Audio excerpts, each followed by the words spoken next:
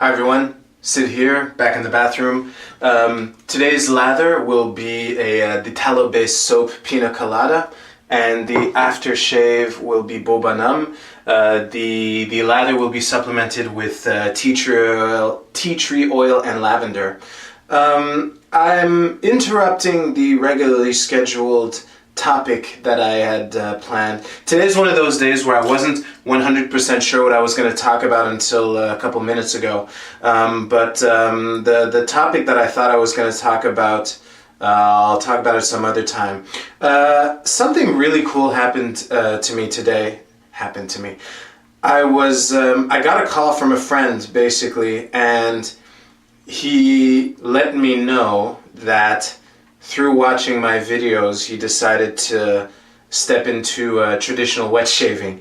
And I was highly touched and honored. And that led to the question that I was pondering for most of the day, which is, what would give me the biggest warm fuzzy? Would it be for someone to say, I came to the ideas of liberty through your videos, or would it be, I came to traditional wet shaving through your videos? Now, I think my answer is that the first one would give me the biggest warm fuzzy, but the second one is going to happen more often if you're not already convinced. So the reason I thought that my video on straight razor shaving was going to be the last video that I'd shoot about shaving per se, but my friend inspired me to help people out who are interested in getting into traditional wet shaving and who don't know where to start, and some tips and stuff. Before I continue though, I just want to mention that Mantic59 is a great resource for this stuff. I think he has a site called sharpologist.com. Back when I started doing that, either the site didn't exist yet or he didn't put the little intro at the beginning of his videos referring to that site. So the caveat behind everything I'm about to say is, well, almost everything, is that there isn't much that I'm going to say about assembling your first wet shaving kit that Mantic59 hasn't already said, probably better. But I really want to shoot this as a quick, I'm hesitant to say FAQ because wet shavers out there are so rare that these questions won't be asked very frequently. But I just wanted to give a thumb up to someone who's interested in buying or assembling a wet shaving kit and who wants to do it through brick and mortar. I'll say a note on that shortly. And who can't just call me up and say, hey Sid, I'm at such and such store, or what should I do? Or hey Sid, I'm considering such and such product, what do you think? So I'd like to help you guys out. So shaving products, like anything else, there are two ways you can buy them. You can either get them online or at a brick and mortar store. I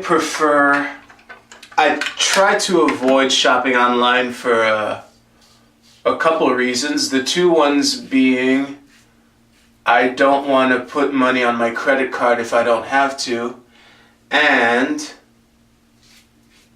I like the anonymity of being able to pay things cash and not having like a buying history in some database.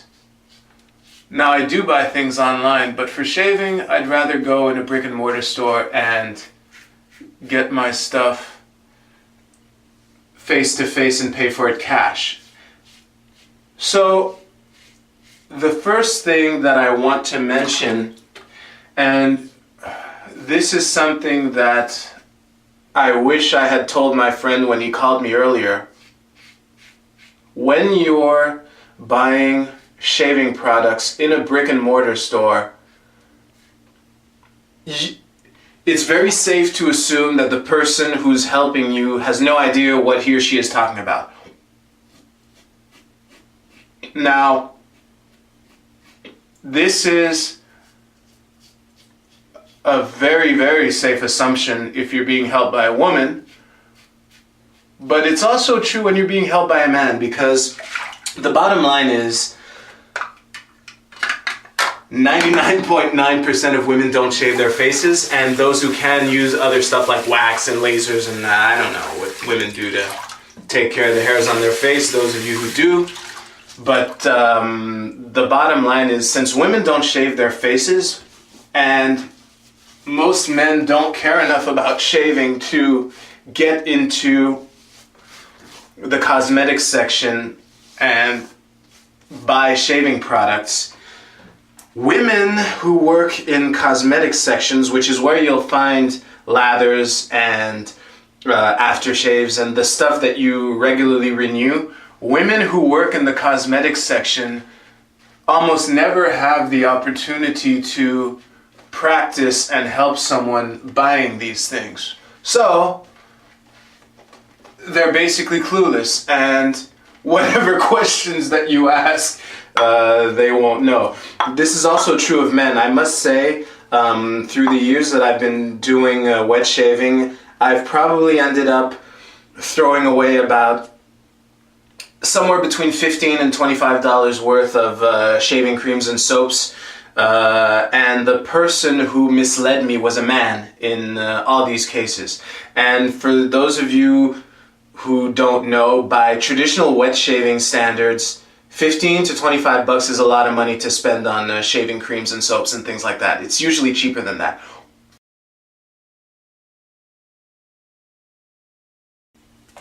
So the first thing that I want to mention is in most cases, what you're looking for will be found in the cosmetics section. The go-to shaving cream or soap for newbies is Pro-Razzo. Pro-Razzo is like the Toyota of shaving creams. You can't really go wrong. The price to quality ratio is good, and it's a recognizable brand that even some chick in the cosmetics aisle of the drugstore will know where the Pro-Razzo products are. She might not be able to answer that many questions, but she'll at least know where they are. And I would stay away from the big brand name products like Gillette or Nivea or Aquavelva or whatever, because, and this is the thing, I don't think that Gillette or Nivea or whatever have any products that are meant to be lathered up in a bowl with a shaving brush. So, with that being said, the main thing to, one of the things I'd like to say is that there are two things that you don't really have to spend that much money on when you're getting into wet shaving. The first one is the razor. There's no need to buy a single blade razor like the one I just used and clearly cut myself a couple times with. But it's, the way I say it is, shaving is more fun when there's a wrong way to do it. However, the real benefit of traditional wet shaving over putting shit in a can on your face with your fingers is the lather and the exfoliating effect of the brush on your skin. So you don't need to buy a new razor. You could just use the Mach 5 or whatever multi-blade cartridge thing you were using before. Just switching away from the shit in a can to the traditional wet shaving lathers and stuff is going to be a big help. Me personally, I got the bug from day one. As I was applying the lather for the second pass, that's when I went, oh, I want more of this. And I got the bug, and I was using my sensor. It wasn't until way later that I got my double edge, which is now my daily razor. But if you do buy a double edge, there's something I want to point out because I suspect my friend had trouble with this. The head of a double edge razor doesn't pivot, which means you really have to find your angle. If you're shaving too steep, or if you're shaving too perpendicular, in either way, you're not, the blade here isn't going to do anything. So that's important to keep in mind. And the other thing is, wait, what was I going to say? Yeah, the other thing that it's not, I don't think it's worth spending much money over is the shaving bowl. Me, what I did to get this baby is I went to my local dollar store and I bought the bowl that had the most vertical edge so that you could do this on it in a convenient way. There's no need to get this from some shaving goods store because my friend, I had recommended a cigar store that also sells shaving products. I guess you could call it a manly man store. But it's, and I did notice some shaving kits with bowls and shit like that at the place, but there's no real point in spending more than $1 or $2 for a shaving bowl. And as I just said, there's not necessarily that much benefit, especially when you're assembling your first shaving kit, to buy a new razor at all. That's something that you can decide to do later when you want to level up, if you will. But now that I'm on the topic, I'd also like to mention that if you're in a store that sells actual wet shaving products, like not just a brush, but let's say the stand that you can use to hang it upside down, or straight razors, or really expensive badger hair brushes and stuff like that. The staff there might be more informed, but even then, they might still not have much of a clue what they're talking about when you're talking about tips of using it. So a sentence that I would look for, which I've never heard, is if you're being helped by a man, to hear something like, "This is what I use." Or if it's a woman, "This is what my boyfriend or husband uses."